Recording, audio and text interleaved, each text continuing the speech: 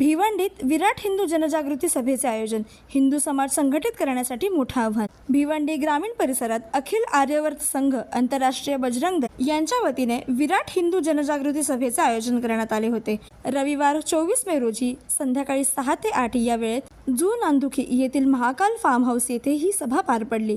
सध्याच्या काळात हिंदू समाजासमोर लव्ह जिहाद, धर्मांतर आणि गोहत्या यासारखी अनेक गंभीर आव्हानं उभी असल्याचा दावा आयोजकांकडून करण्यात आला होता. या पार्श्वभूमीवरती हिंदू समाजाला एकत्र आणण्यासाठी आणि जनजागृती करण्यासाठी या सभेचं आयोजन जे आहे ते करण्यात आलं होतं.